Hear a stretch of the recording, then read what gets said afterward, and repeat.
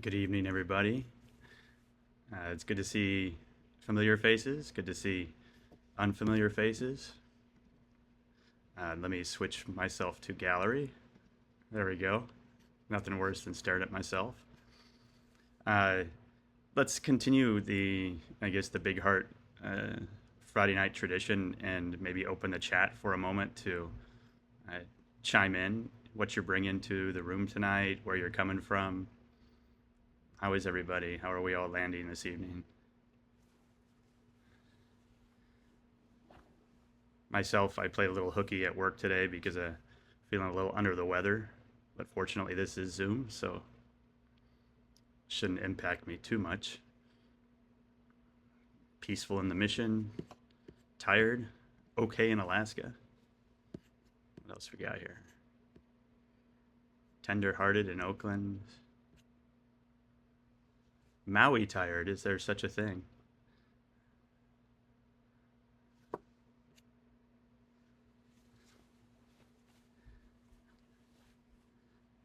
Not bad, all things considered.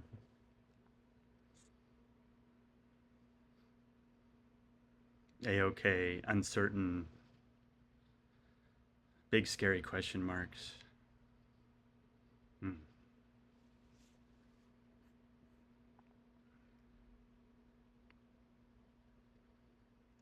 Yes, thank goodness it's Friday. There's a lot of different stuff in the room tonight. And if we're capable, if we're able to set some of it aside, great. If not, great. We're all in the right spot anyhow. Just glad to see you and grateful to be here myself tonight. I would be remiss if I didn't make a slight edit to the bio that was just read for me, because you noticed that I was trained and ordained with Panyamati in the late Ashin Upanyadipa, and I guess I should edit that to be the late Panyawati, as she passed away yesterday. A dear teacher of mine, a wonderful woman, and may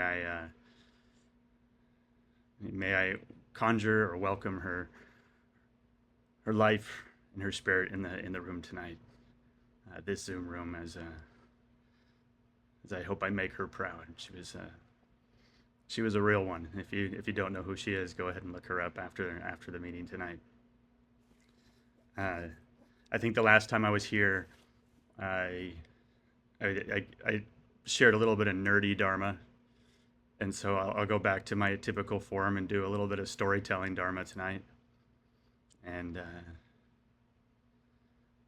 as many of my storytelling dharmas begin, they sometimes begin in one of my past lives, most notably my life in prison or in jail. So that's where I'm going to start with tonight. You know, finding the Dharma in prison, learning to meditate, finding practice in prison it's an interesting, kind of a unique space to practice. In some ways, prison is like an alien world relative to our world out here, and in some ways, it's no different.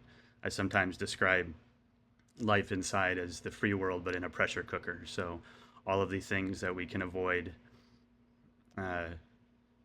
all the things we can ignore, we can't really ignore or avoid in prison because we get to live with those things 24 hours a day, 7 days a week. So, I don't mean to say that there is not a culture of violence in the free world, but there's a significant culture of violence in prison that I suppose is present out here, but it's just a little bit more intense and a little bit more in your face. So when I speak of this culture of violence, when I speak of this danger and this lack of safety, I'm in many ways talking about the way that the people who live in prison are with one another. Some of that is, of course, the prison system itself, but a lot of it is actually the way we are with each other. And So we have these rules amongst ourselves that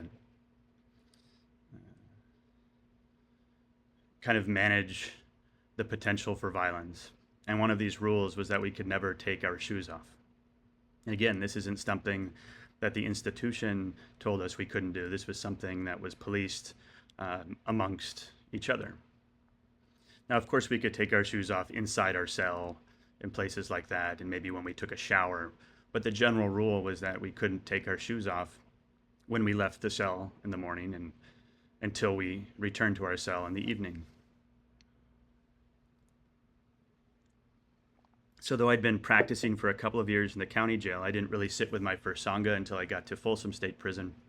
And imagine my surprise when I stepped into Greystone Chapel for the first time and looked at the entryway to the chapel and saw all these shoes sitting there, like a typical Buddhist group out here, perhaps. Now, I didn't take my shoes off that first night, but I went inside and I sat in a circle with the other men that were there with me, and some of them had their shoes on, and some of them did not have their shoes on. I didn't really trust them. I didn't really feel safe there. I was, of course, worried that somebody in there might tell folks on the yard, tell the fellas outside of Greystone Chapel that I would take my shoes off, so that I may have taken my shoes off, so I didn't want to take my shoes off, because the strange irony, of course, of taking one's shoes off in prison is that if one takes them off, one is punished with violence, despite the fact that keeping them on is intended to keep us prepared for violence. And I suppose maybe I didn't make that clear enough when I mentioned this rule around shoes staying on, is that they essentially ensured that we were always ready for combat. We were always ready to fight or to protect ourselves or others. And this rule was enforced with violence. So when I first went to the Sangha, I was worried that folks inside might share that I had taken my shoes off and that I might get hurt. But I kept going because I had started to realize that the Dharma was my path. And I went to these other meditation groups, not all of them Buddhist. Some of them were like Catholic centering prayer groups. And I noticed the same people in those spaces, and they too took their shoes off when they would go inside. I still didn't take my shoes off quite yet. It took some time. It took some time before I could feel safe there. And in the process of sitting in this group with these folks, I came to realize that many of them were, in fact, lifers, the people that I was meditating with, which means that many, if not most of them, had at some point in their histories killed somebody.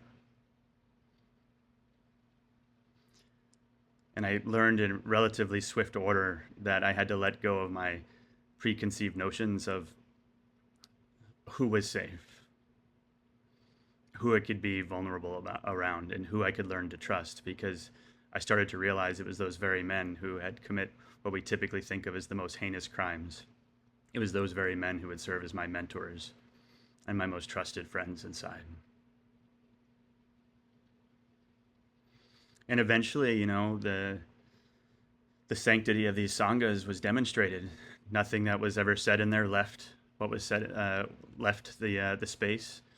No one ever talked about the fact that people in the Buddhist groups and the meditation groups took their shoes off inside the chapel. And eventually, by witnessing the trustworthiness of the men around me, by witnessing the trustworthiness of the Sangha, I was able to take off my shoes.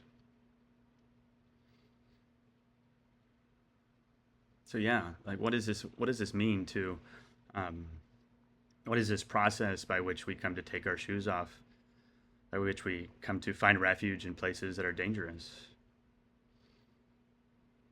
There's a sutta from the Majjhima Nikaya, which is the middle-length discourses of the Buddha, and it's called the Discourse on the Mass of Suffering. So it's got an uplifting title, but it's essentially a very long form exposition on the First Noble Truth, on the truth of suffering, on the truth of dukkha. And in it, the Buddha talks about danger, talks about the danger that's inherent in just our lives, the danger that's inherent and what it takes to stay living. Now he kind of divides this danger and the activities that are dangerous into three categories. He divides them into sensual desires. He divides them into form, or like material things, material objects, and he divides them into feelings. And we don't really need to go into an extreme amount of depth with those three categories. But what's important is that the thrust of his teaching is that we want things and we need things in life. We need food, we need water, we need shelter. And that in order to secure food, water, shelter, we have to do things that in some ways are dangerous. Some of us have to get on the freeway to go to work, to earn money, to pay bills, to buy food, to buy water, to pay for shelter. That's dangerous. Living itself is dangerous. I work in construction. Perhaps that's more dangerous than some other types of jobs. There always seems to be something nearby waiting to hurt me. And then we want things like Netflix or cars or new couches or whatever. And then we continue to engage in the things that we need to engage in order to pay for those, which are themselves, of course, dangerous. And then we need to protect these things, secure these things. So we buy insurance. We buy fire insurance or flood insurance or car insurance. We pay taxes to have police protect our neighborhoods. And of course, that requires more money, which means we have to do more things that are dangerous in order to protect the things that were dangerous to get in the first place. And the Buddha kind of follows this trajectory of getting things we want and need,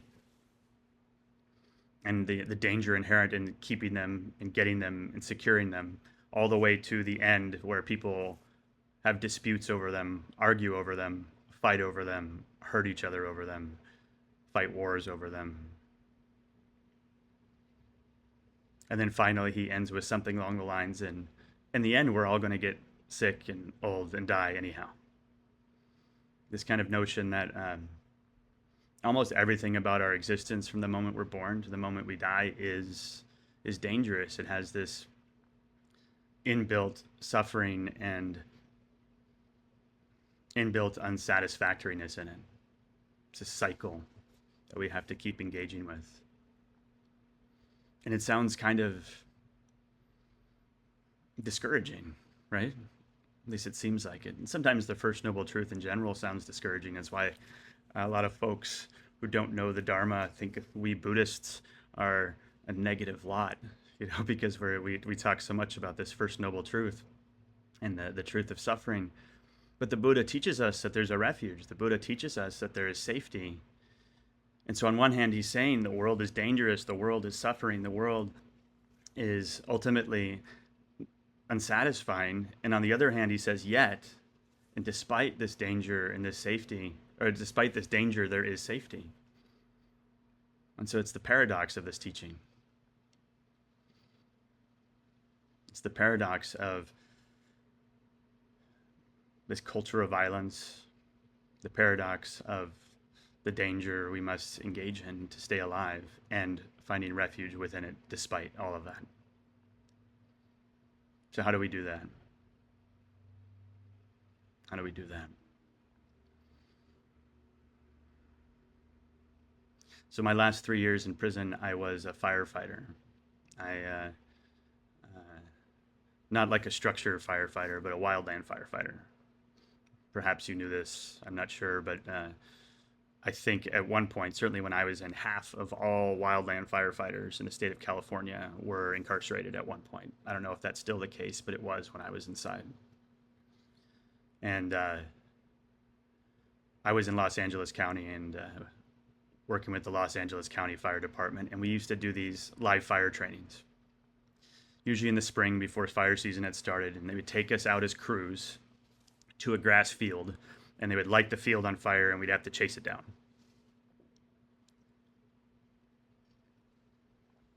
Now, for those of you who aren't aware, the way that wildland firefighters fight a grass fire or a brush fire or a forest fire is by creating a fire line.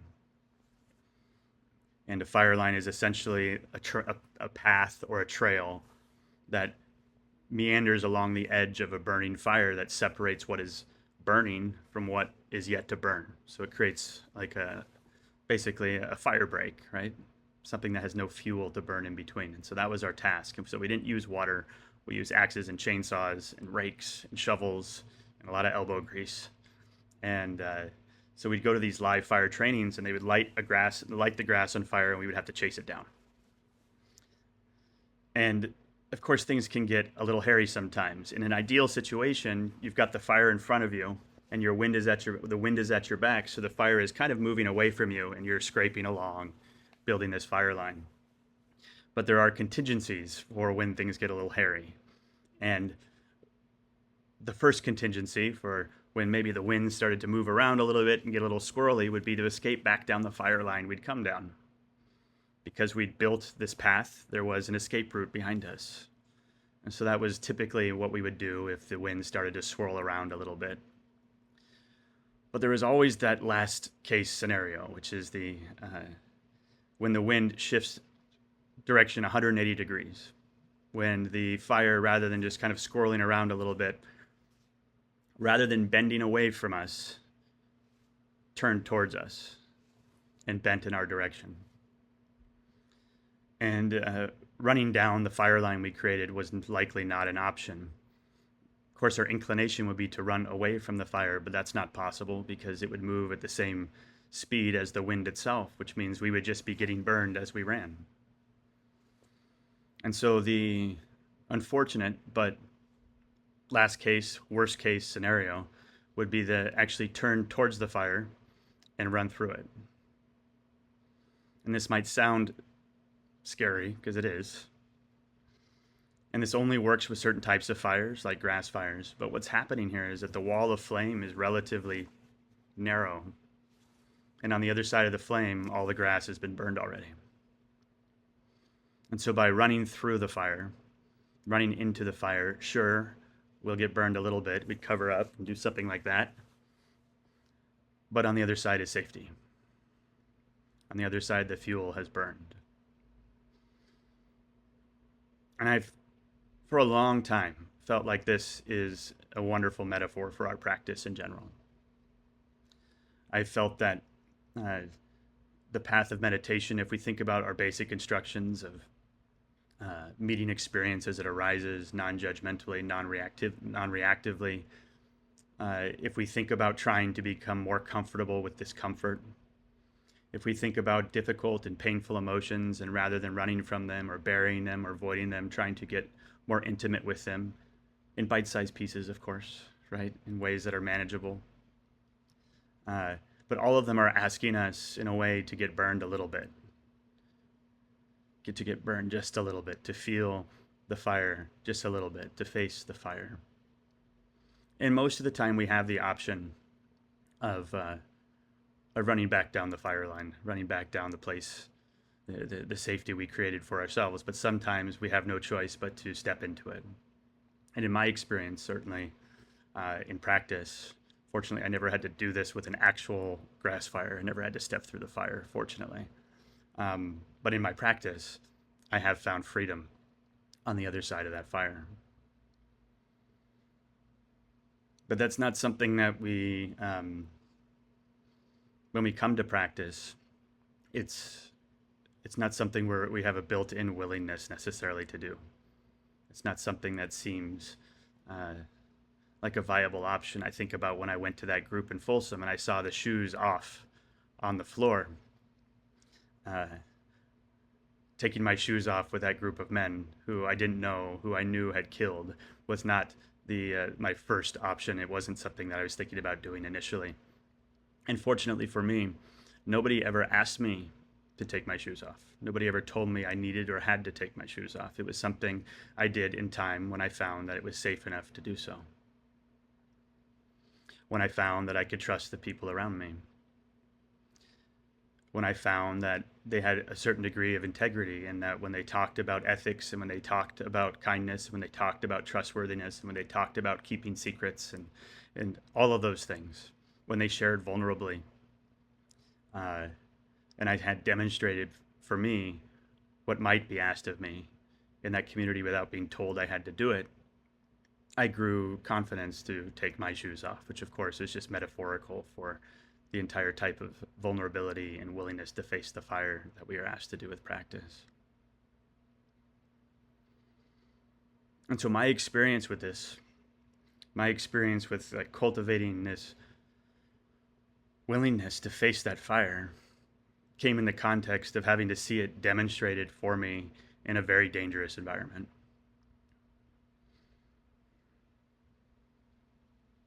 And I took very seriously the fact that where I was dangerous, and that was witnessing men willing to let their guards down in a place where you didn't really see people let their guard down very often.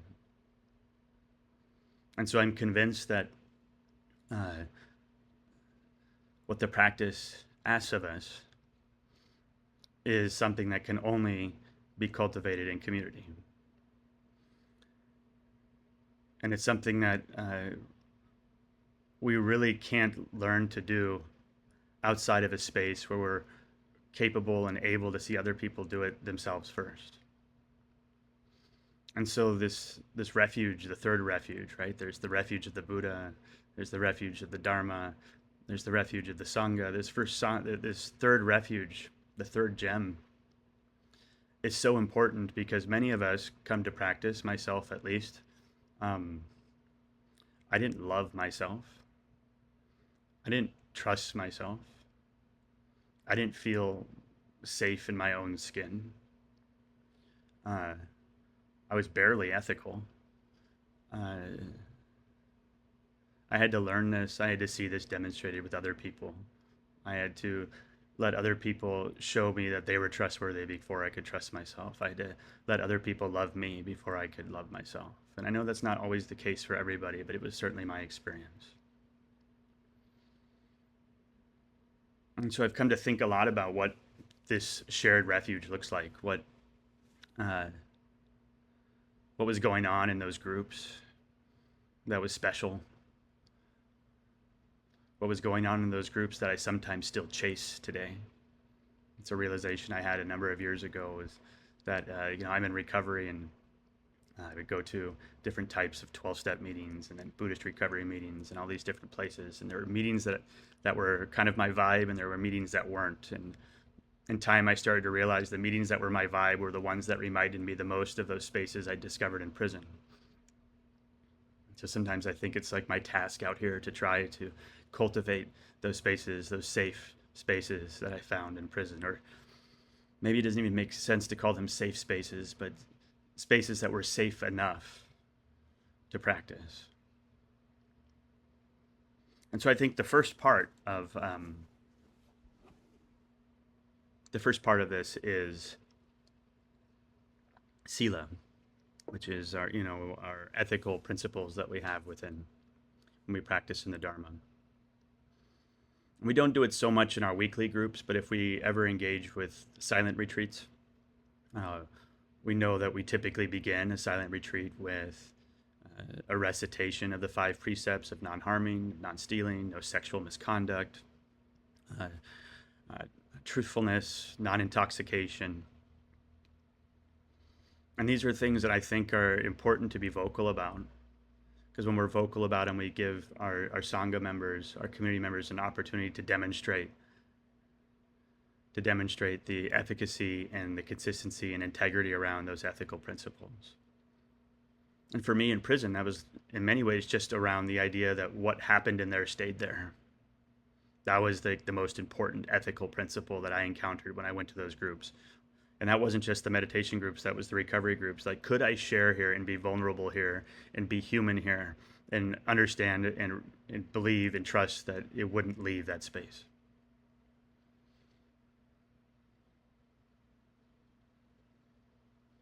And sometimes, I think we talk a lot about sila, so I don't feel like I need to expound too much on it tonight, but I think it's the foundation upon which all of our practice is built. We cannot expect to take risks in practice if the space that we're sitting in isn't safe. It just can't happen. And so that first one is sila. And the second one, the second quality, I think, of these sort of communities, these sanghas, we might call unconditional love, something like metta. I like to think of it also in terms of a word that I've never heard outside of my brain, but I'll say it out loud, is this notion of pre-forgiveness. And this word came up actually last year, not the most recent New Year's, but the New Year's prior, when Matthew and Vinny did the New Year's Eve kind of intention setting group at the end of 2024. And I was talking about this notion of pre-forgiveness and trying to find ways of practicing it more in my life. But the way it showed up for me in the groups inside were with the folks, the free staff that came in, never asked what we did, never cared what we did. They loved us as we walked through the door. This notion of forgiving people before we know what they've done, if we ever know what they've done. You know, there's a story with my father. I'll try to keep it relatively short, but you know, my dad was, and I think this isn't unique, but my father was a little bit of a disciplinarian growing up, and I feared him, not because of physical abuse or anything like that, but I think I came with like a serious worry about acceptance, and I wanted my dad to be proud of me. And he was relatively stern, so it seemed like it was hard to make my dad proud of me. And so I feared him, and I feared his judgment to some degree. And by the time I got to high school, I was not making choices that would make my dad proud of me. And I remember the first time I was arrested for felonies, and I was handcuffed to a ladder in the hallway at my childhood home, and my father came in, and I remember seeing him down the hallway and him seeing me handcuffed. And he was like 50 or 75 feet away. And, but I swear I felt his eyes burning holes in me. And I remember looking at the cops, and I just begged them, please, when you walk me out, when you take me to jail, can you please walk me out the back door and not by my father, not past my father? I couldn't bear to look him in the eyes. And then I went to prison, came home, went to prison again. And this time I was facing hundreds of years in prison. And I remember my father, he'd retired and moved to Oregon, but he came to visit me in the county jail. And I couldn't really be truthful with him for fear that he could be a witness when I was fighting my case. And I was trying to, you know, kind of express remorse. And my dad just looked at me and he said, "There's nothing that I can say to you that you're not already saying to yourself. There's no amount of self-loathing that I wasn't already engaging in. There's no amount of remorse or revisiting my past lives or playing the tape over again, or no amount of shame that I wasn't already inflicting on myself." And he then followed up with, like, "I just want to know what I can do to help you." So a few months later, I was supposed to have a preliminary hearing, which would be the date when all the evidence presented against me was to be kind of shown in court in order to decide whether I should be bound for trial. And my family was really supportive. My mom was really supportive. My dad was really supportive when I was going through this. And they would come to all of my court hearings. But I did not want either of them coming to this one. Like, this is where they would sit in the courtroom and have to hear everything I'd done. Dozens of felonies, dozens of stories and tales of me stealing from people. I did not want them to hear it. And so I called my mom and asked her not to come, and she agreed. And I called my dad and I asked him not to come. And he said, "No, I'm coming." He said, "I'm coming." I'm like, "Dad, you don't need to fly down to Oregon for this. It's not a big deal." He's like, "No, I'm coming." And so I was terrified of him coming to this hearing. So I tried to punish him. I stopped calling him. I stopped writing him. I was hoping that I could somehow punish my dad into learning his lesson about wanting to come to this hearing of mine. And then my day for preliminary hearings came. And I I had chains around my ankles and I had chains around my waist, and I was handcuffed, and they walked me into that courtroom that day. And there my father was in the front row. I refused to look at him. It was kind of like a replay of that first day I'd been arrested when I was 18 years old. And for 2 days I sat in that courtroom with my father sitting right behind me, and they presented piece of evidence after piece of evidence after piece of evidence against me, and I felt my father's eyes burning holes in the back of my head, and I, of course, now know that this was none other than my own shame. But I never looked him in the face.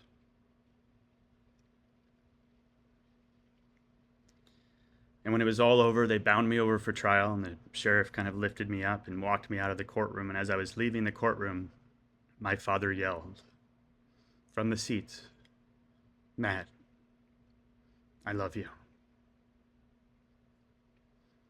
And my heart broke. And my heart broke in the best kind of ways. This is the love that saves lives. And I got it from my father. I got it from my mother. And I got it from the people in those meditation groups in prison. And I got it from the free staff, free folks, volunteer meditation teachers, Dharma leaders, all of those people that came inside prison, welcomed us with love as we walked through the door, forgave us before we came in, and just offered us care and human dignity in a space with which we could find the courage to practice facing the fire.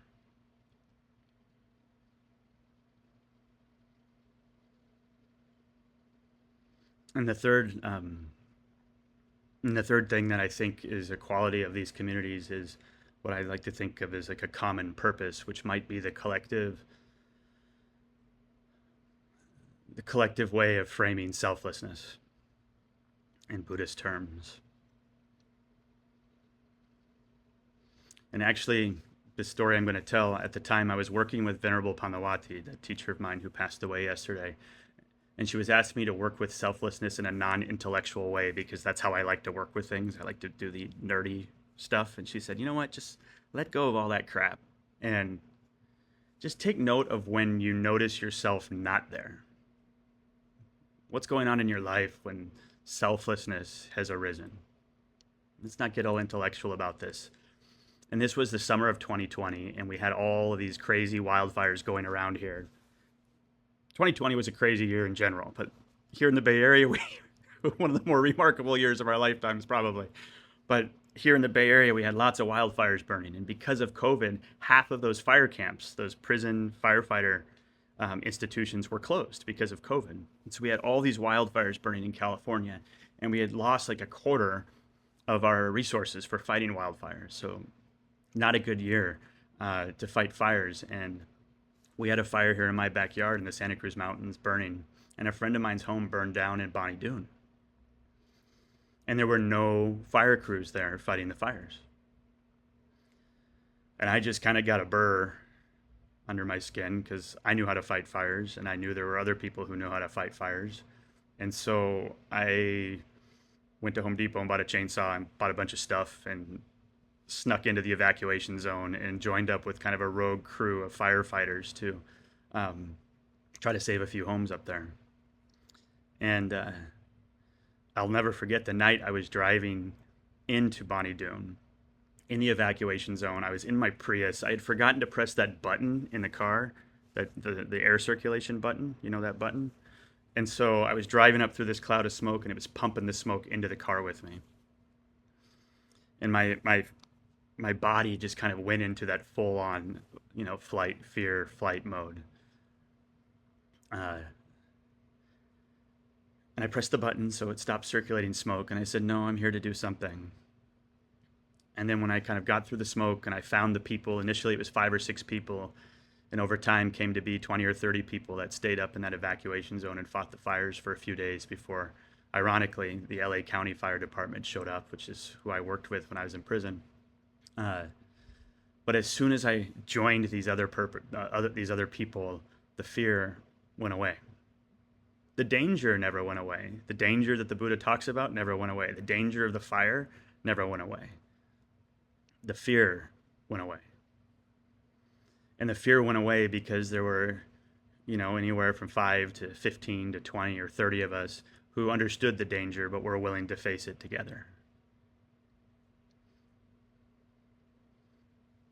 And to me, that is, a certain type of selflessness and community, is this recognition that we have this dangerous thing, this world. The world is on fire, continues to be on fire in so many ways. And in this community, we can face it together. When I came home, when I was up there were all these reporters that were coming in to interview the people who'd stayed behind and ask them why they weren't leaving the evacuation zone. And they'd always ask us, why aren't you leaving? Or what's it going to take for you to leave? And I was reading these articles when I came home, and there was this one gentleman who was up there, and he was a Tibetan Buddhist that stayed behind. It had been part of a different kind of like rogue firefighting crew. And they asked him, when are you going to come down? When are you going to come down off the mountain? And he said, I will leave when everybody leaves. And I don't think the reporter got onto it, but I did, because he was essentially saying, with regards to that fire, with regards to the people on that mountain, it was the Bodhisattva's vow. I will come down from the mountain when everybody comes down from the mountain. I will leave this danger behind when everybody gets to leave the danger behind. Beings are numberless. I vow to save them all. And I think these kind of three qualities, this sila, this unconditional love, this common purpose, this willingness to face the danger together, is what not only I found in prison, but what I find in communities like we have here. This is where we get the courage to walk into the fire. I'd like to close with a little reading from Shantideva.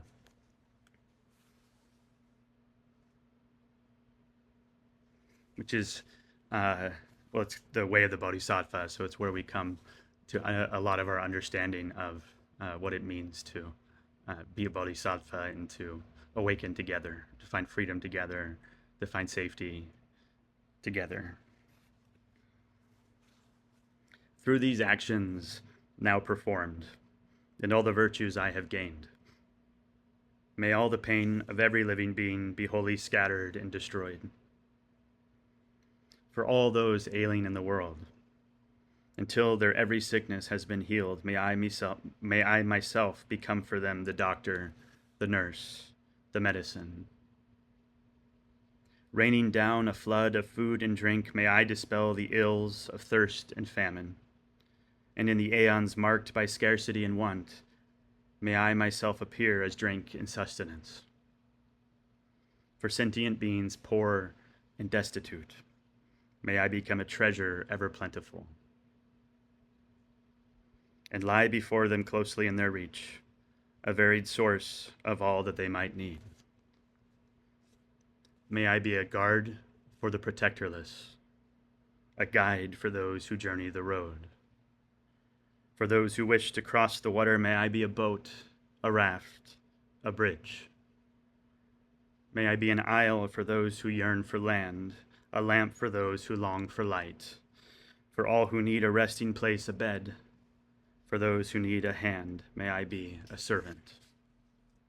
Thus, for everything that lives, as far as the limits are of the sky, may I be constantly their source of livelihood until they pass beyond all sorrow. And I offer this for your reflection.